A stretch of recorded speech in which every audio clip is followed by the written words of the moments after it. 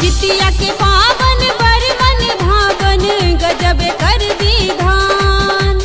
जितिया के पावन बरमन भावन गजब कर विधान। हे ननदो चलू करब ओरियान, हे ननदो चलू करब ओरियान। जितिया के पावन बरमन भावन गजब कर विधान। जितिया के पावन बरमन भावन गजब कर विधान। हे ननदो चलू करब ओरियान, हे ननदो चलू करब ओरियान, हे ननदो चलू करब ओरियान।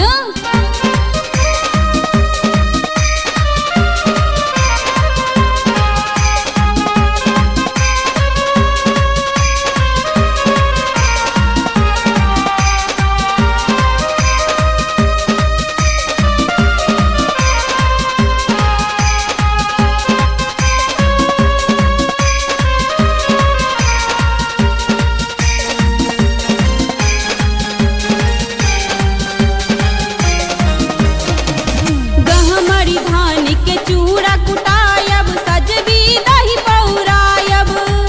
घर में राखल अमोट ओकरा गहगर का घोरबायब।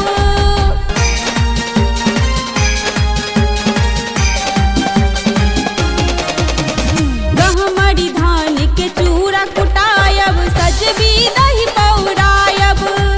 घर में राखल अमोट ओकरा गहगर का घोरबायब। चूड़ा दही अमोट अचार संग औठन पहिल विधान। हे ननदो चलू करब ओरियान, हे ननदो चलू करब ओरियान।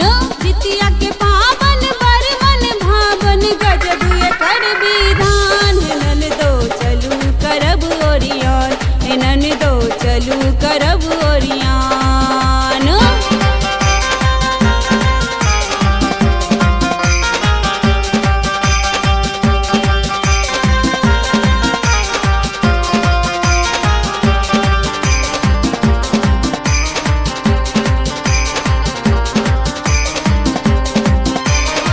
ठोकी पकायब मरुआ रोटी, माछक तीमन बनायब।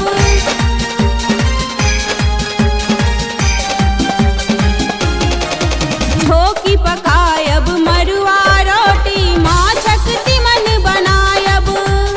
सहथिन जे सब सखी बहिन पा मरुआ माछ खुआयब। अही व्रत में सबसँ बड़का इहो अछि प्रधान। हे ननदो चलू करब ओरियान, हे ननदो चलू करब ओरियान।